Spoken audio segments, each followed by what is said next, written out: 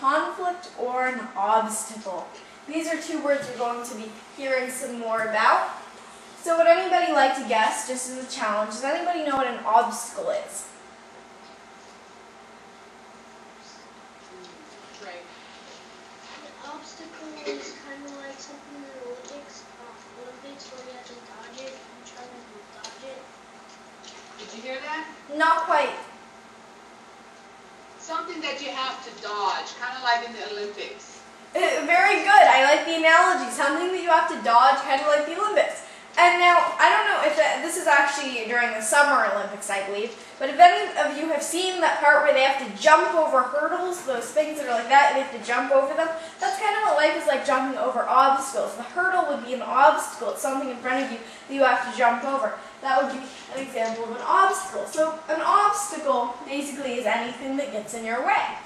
Now, for instance, if I were trying to get another slice of pizza, but my sister, who is a big health nut, she's standing there and she's like, "You've already had 3 slices of pizza. If you eat any more, you are going to get clogged arteries," which I might. But then my sister would be an obstacle. She would be getting in my way of something that I want to do, which is getting a pizza.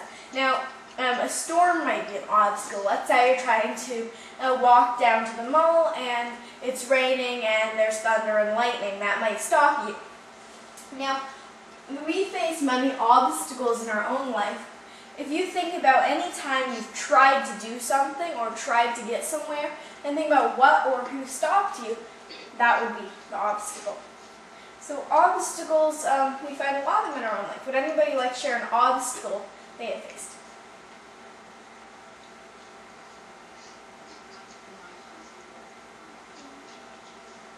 Alex, did you have an obstacle? No? Aaron? My cats when they start to trip people. Or cats when they start to trip people? Oh, that's really funny. Your cat trips people. Yes, that would be an obstacle. Especially, so if you're trying to get somewhere, or if you're rushing somewhere in a hurry and your cat jumps in front of you, that would not be good. Or if you're trying to be nice to visitors or impress visitors and they get tripped by your cat, that probably wouldn't leave a good impression on them, would it? Right? So they'll remember, like, oh, I went to her house and I got tripped by a cat, and that would not be a good memory. So obstacles, we find them in all kinds of different shapes and forms in our life. Now, in order to get some practice for writing about obstacles, I'm going to write an example description of an obstacle. But what kind of obstacle do you think I should write about?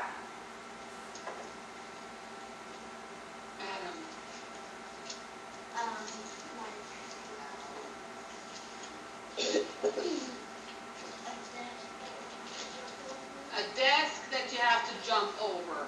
A desk that I have to jump over. You know what? I've actually done that, so that's perfect. Yes, in fact, I have a desk right here that I have jumped over quite a few times. And I'm not going to do it right now because if I fell down while doing that, then I wouldn't be able to write about it quite as well if I got a broken head. But I will certainly write about jumping over a desk right now. Okay, so let me make the font a little bigger. There we go. It was rather drafty and cold in the basement, as always, and I shivered as I reached for a book.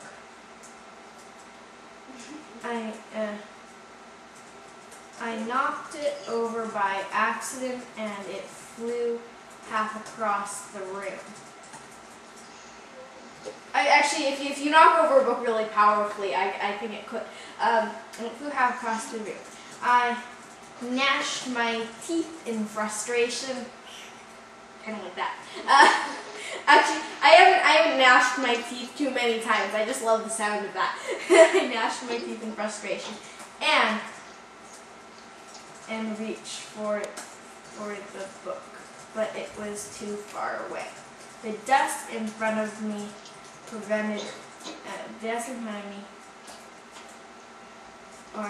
my desk. So as you can see, as you're writing, you backspace, you revise quite a bit.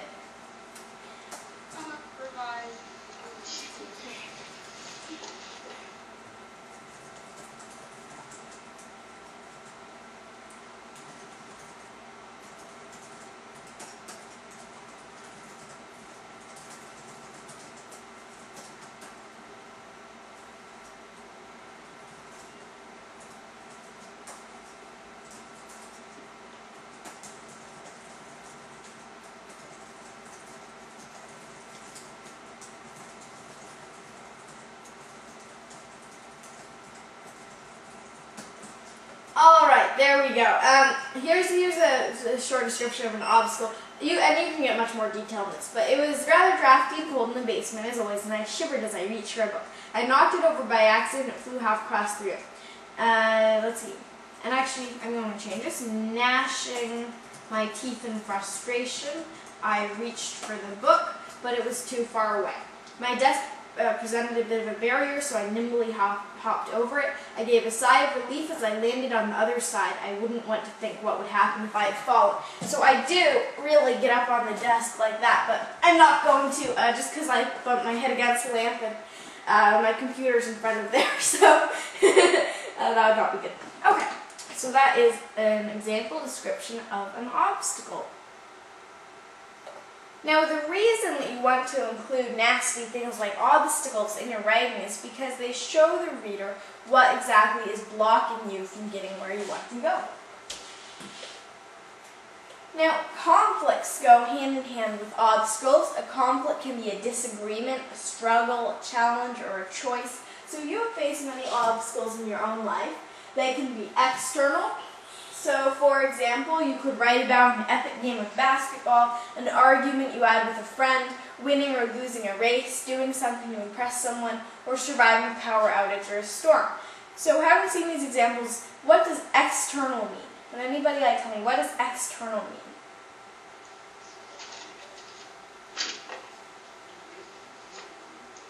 Does anybody from my class have a comment? Okay. Donnie, what do you think external means? Outside. Outside, very good. So external, if a conflict is external, that means it's outside. It's affected by other people or other things. So a game, anytime you're having a game with someone else, that would be an example of an external conflict. It involves someone and something else. An argument, another one that is external. A race, trying to impress someone, that's obviously another person. Surviving power outage or a storm, that's caused by weather. And not by you. Now, a lot of conflicts are external, but a lot of conflicts can also be internal. So what does internal mean? It means like Inside of you? Very good. So for example, you could write about a time you had to choose between right and wrong, deciding whether or not try out for a team, trying to choose which flavor of ice cream to eat, or trying to overcome your fear of swimming.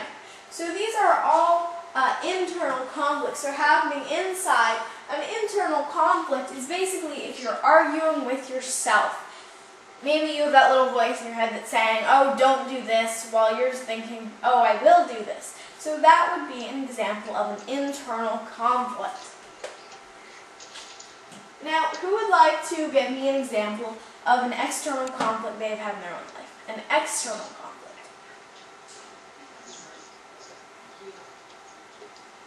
Do you have any commercial? Ronnie? Jim? No? Come on, she's waiting. An external conflict? Come on, give her an external conflict. So, do any of you have brothers or sisters? Raise your hand. Now raise your hand if you have ever argued with that brother or sister. Oh, I see even more raised hands, I think.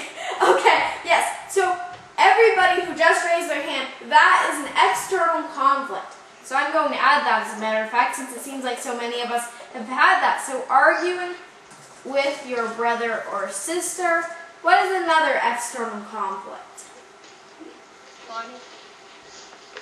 when someone's being mean to you and decide if they're your friend anymore.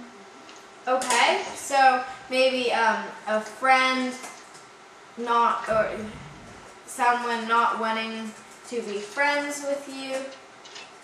Yeah, that would be a hard conflict. And let's get one more external conflict.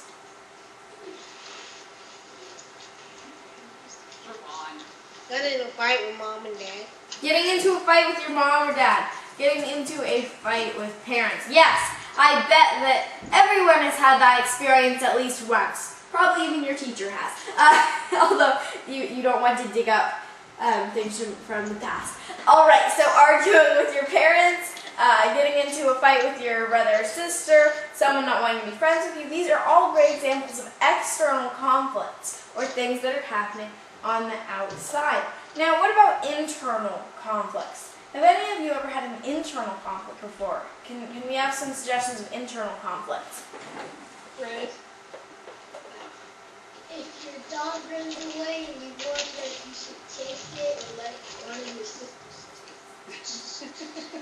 If your dog runs away and you're trying to decide if you should chase it yourself or if one of your sisters should chase it. Okay.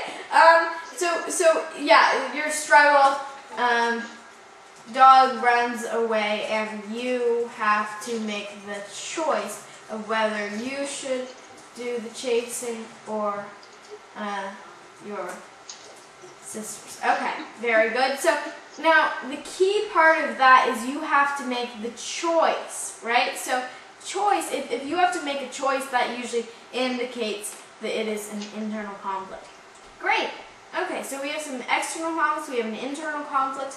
Now, there are also different types of conflicts when it comes to how serious they are. Conflicts can be very serious, like choosing where to live, but conflicts can also be pretty goofy, like choosing what kinds of shoes to wear. You have faced many conflicts in your own life, whether it's arguing with your parents, or trying to decide what flavor of ice cream to eat, or things more important than that. And you can write stories based on those memories. So here's an activity. Choose a memory you would like to write about, choose a memory about a conflict, and write down your idea. So everyone here, it looks like, has some writing notebooks, right? Or some paper. Great, perfect. So choose a memory you would like to write about. Let's start with that. So, for instance, many of you may have memories about pets, about loved ones, about arguments, about choices. Think of those conflicts. It can be internal or inside. It could be external or outside. Choose a memory about a conflict and write down your idea.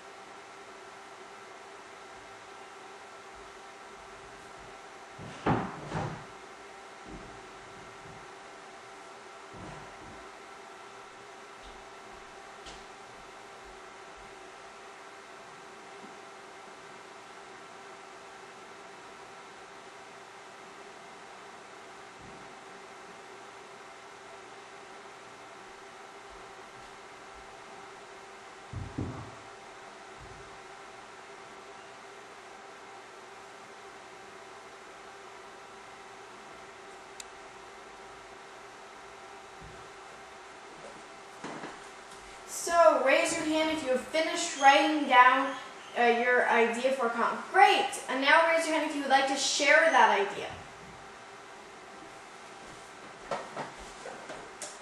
Aubrey? Now. When my grandpa died, I made a choice of whether I should cry or suck it up. When her grandfather died, she made a choice as to whether she should cry or suck it up. Oh, I'm so sorry to hear another, I'm really sorry about everyone who's had family members pass away. And yeah, that's a very valid conflict, whether you should cry or whether you should just keep that in. That's a very good idea. Great. Who else would like to share their conflict? Samuel? Decide whether I should do my homework or play my video game. Whether he should do his homework or play a video game. Whether you should do your homework or play a video game. Which one did you end up going with? Homework. Homework. I'm glad to hear that. That's a lie. No, maybe your parents had some say in that as well. But who else would like to share a conflict? Grayson? Should I read a book or watch TV? Should I read a book or watch TV? Should I read a book or watch TV? Classic, of course. Yeah, I've had that conflict myself many times, especially now the Olympics are on, like 24/7. Yeah, so these are all great homes. Let's get one more. I think you have a specific, Julian has a specific memory, right? What was the conflict?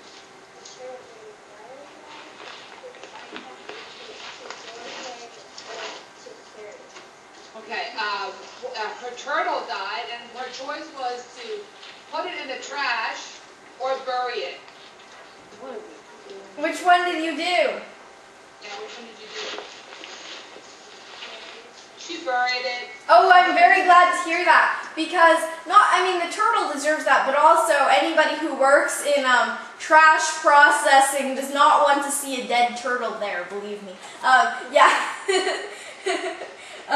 So yeah, and I'm really sorry about that. I actually we used to have a guinea pig, Sherlock, and he passed away on April in 2009, and that was really sad. And we buried him in this nice little area, and we put some stones and flowers around it, so that's really pretty. Well, that's good. Conflicts provide really great stepping stones for writing personal narratives, and I'm glad to hear that you guys have all come up with some excellent ideas. Now that we have our ideas and that we've chosen some topics for our personal narrative, it comes to making our story interesting. Here's a tip. Include details that will help your readers understand why the conflict was so tough. Now you might be wondering, why would I do that? Well, for example, if you are writing about having a tough time deciding what flavor of ice cream to eat, you would want to describe each delicious flavor that tempted you. Now, why would you want to do that? Well, if you describe each delicious flavor that tempted you and describe how good each flavor sounded, then you make sure that the reader understands why choosing between those flavors was so difficult. If I just say I walked into Tino's Dairy Ice Cream and I saw a bunch of flavors and I picked chocolate, that's not very interesting.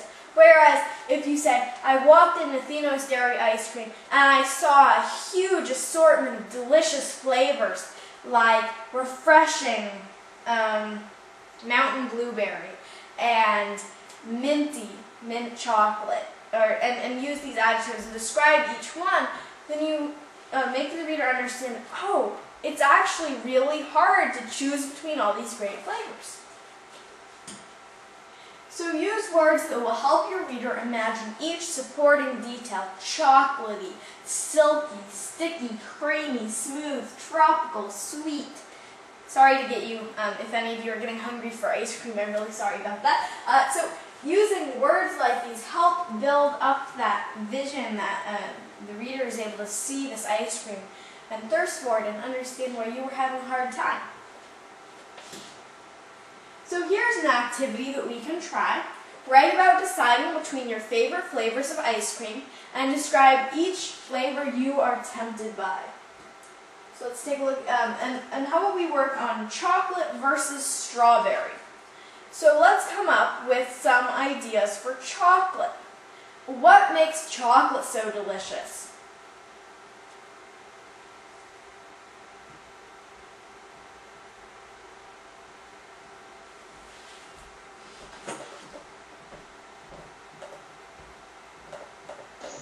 It's creamy center. It's creamy and what?